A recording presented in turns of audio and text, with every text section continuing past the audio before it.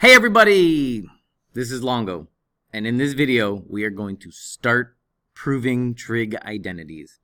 Now, fair warning, at the beginning you might not like these at all, and I'm only saying that because they are tricky. But the more you practice these, all of a sudden a light bulb's going to go on and you're going to be like, oh wow, these really aren't that bad. So just fair warning, going to happen, but it's going to be okay. Just a little bit of practice. Everything's going to be all good. All right? So, we're going to start very, very simple. And what you need to know are multiple different identities to start with. Okay? And I've given you a nice list. You have your reciprocal identities.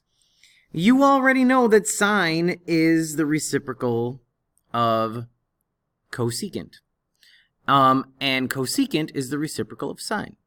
So sine is equal to 1 divided by the cosecant, and cosecant is 1 divided by sine.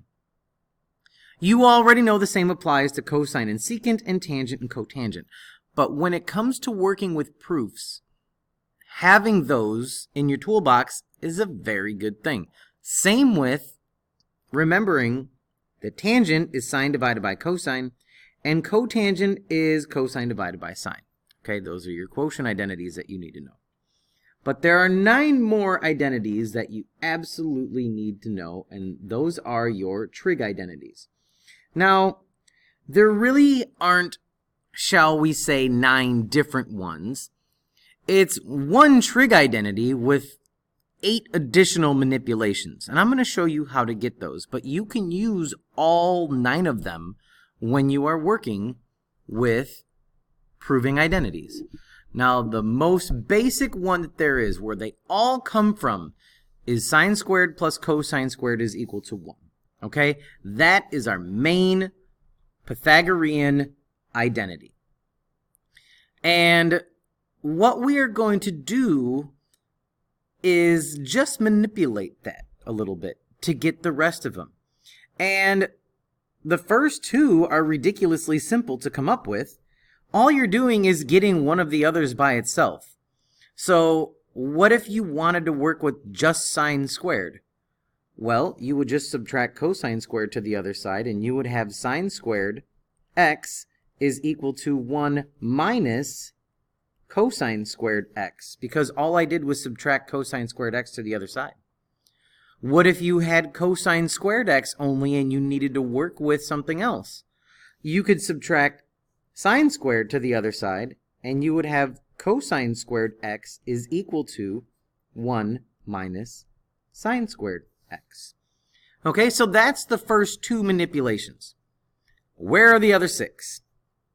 Well, the next one would be, what if you took your original sine plus cosine equals 1 and you divided all of it by cosine? So watch this. Sine plus cosine equals 1, but we're going to divide everything by cosine. Sine divided by cosine is tangent, so you would have tangent squared x plus cosine divided by cosine is 1 equals 1 divided by cosine is secant squared x. Okay, that's where they come from. So, and just like the other one, what if you wanted tangent squared by itself? Well, tangent squared x would be equal to secant squared x minus 1. What if you had a 1? Well, if you subtracted tangent from both sides, 1 would be equal to secant squared x minus tangent squared x. So that's where, again, the others come from. So it's not that difficult to figure out now that I'm just going to go over here and say sine plus cosine equals 1, but this time I'm going to divide everything by sine. And that's where you'll find your last 3. Sine divided by sine is 1, plus cosine divided by sine is cotangent, and 1 divided by sine is cosecant. So that's how we get 1 plus cotangent squared x is equal to cosecant squared x. Same thing, you want 1 by itself. 1 is going to be equal to cosecant squared x minus cotangent squared x. And then, if you wanted cotangent squared x to be by itself, that would be equal to cosecant squared x minus 1. Okay? Now you have your 9 different Pythagorean identities, which again, it's just the Pythagorean identity of sine squared plus cosine squared equals 1 with 8 different manipulations. Okay? However, at any given time, one of those can be used depending on what type of trig proof we are working on. Okay? So, starting with your reciprocal and quotient and Pythagorean identities, those are just some of the things that are going to help you. There are so many other things that are going to help you. Knowing how to add fractions, knowing how to factor, knowing how to multiply by clever forms of 1. Over the course of the next 1, 2, maybe even 3 videos that I might make for you, with different ways to practice, we're going to apply those, okay? So, let's start simple. When it comes to doing trig identities, proving trig identities, fact number 1, which is sometimes debatable if you have a different style of proof, you work from one side. Just one. So what you want to do is make the left look like the right, or make the right look like the left, and you don't touch the other one. So we'll start very, very simple, just to give you an idea. So number 1, sine is good to go, but we see we have cosecant. As we know, sine x is the reciprocal of cosecant. So this cosecant x would be 1 divided by sine x. Plus, cosine and secants are reciprocals. So that would give you cosine x times 1 divided by cosine x. And you always keep your equal signs and what it's equal to as you go across. Okay, that's just writing a equation. Got to keep it a true statement. Now we know that sine on top will cancel a sine on bottom. Cosine on top will cancel a cosine on bottom. So now we are at 1 plus 1, because those canceled, is equal to 2. So 2 is equal to 2. And you're done. You have to make sure you get all the way down to what it's supposed to be equal to. But that is proving trig identities. Sometimes they're extremely simple, just like that. Now, do I expect you to show the 1 over sine, 1 over cosine every single time? No. In this next example, I am aware that you should be able to say, oh, here's sine times cosecant. They're reciprocals. Just like 2 times 1/2 is 1.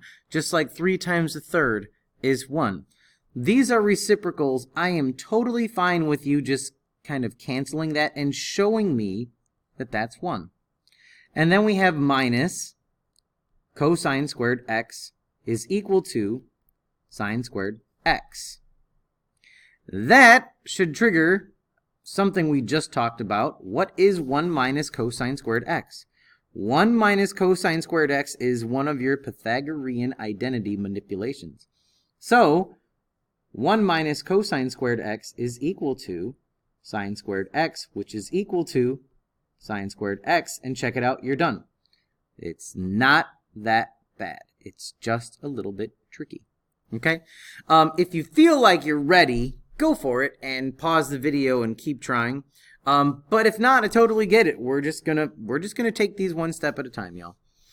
So this next example, we do have a secant, but we really don't want to rewrite that as 1 over cosine right now, because we're gonna do something a little bit different with that, because we already have a fraction. So, very important thing to remember, this is still math that you have done a million times before. There are no new rules to this. So when you are adding and subtracting fractions, you still need to have a common denominator. So if we wanted to add these fractions, we need to have a common denominator of sine x times cosine x. That's what we need our denominator to be. So that means we need to multiply this side by cosine x, and we need to multiply this guy by sine x. And of course we're multiplying to the top and bottom, but we know what's about to happen. So this is going to become cosine x times secant x minus sine x times sine x is sine squared x all over our common denominator, which is now sine x cosine x. Okay, and that is equal to cotangent x.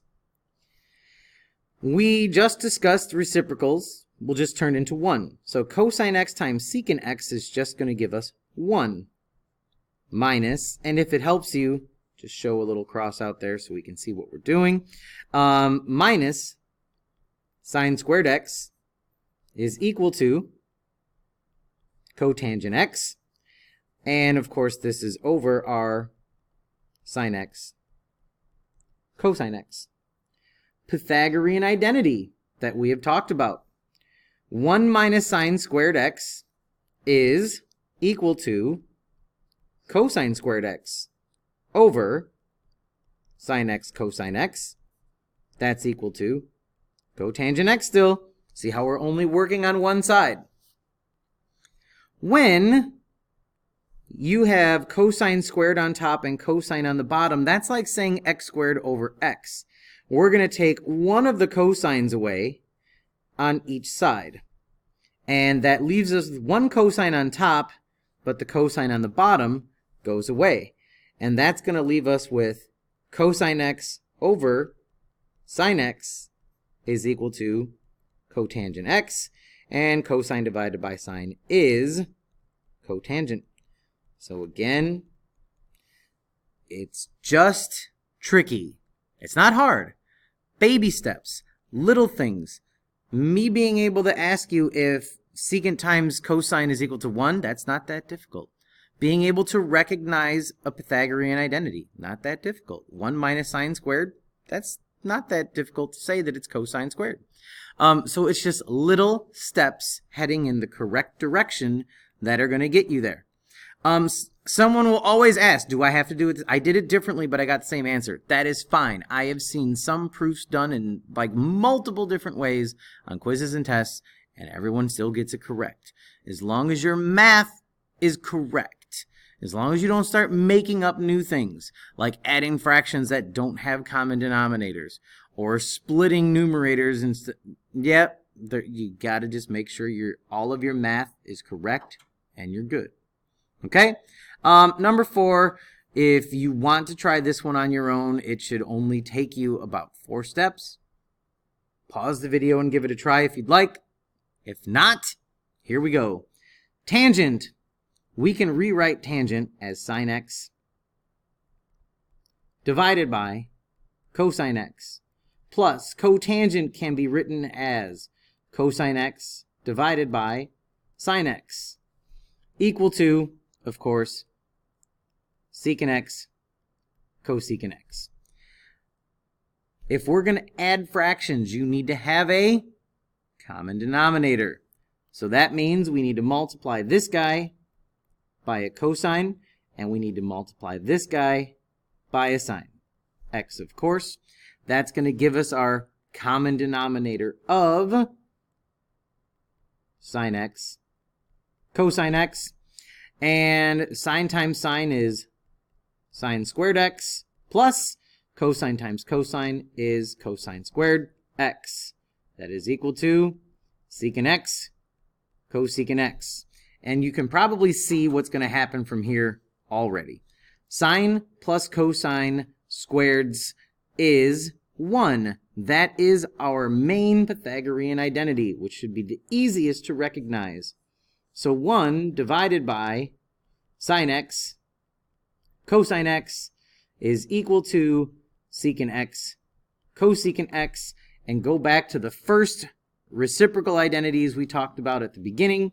1 divided by sine is cosecant, and 1 divided by cosine is secant. It's okay that these are in different order. 2 times 3 is the same as 3 times 2. So sine times cosine is the same as cosine times sine. So as you write this, you can just flip the order of them. You don't need a separate step just to switch those guys. So we are now at the final answer. Secant x cosecant x is equal to secant x cosecant x. And we are done. So those are 4 entry-level, fairly simple proofs that I wanted to talk about since this is the first video. I know it's a little bit long, but we had a lot to talk about. The next video is going to cover probably 3 or 4 more proofs that are just a little bit trickier, but we'll be hopping right into it, okay? So anyway, that's Trig Identities. This is Longo, and I'm out. See you, bye.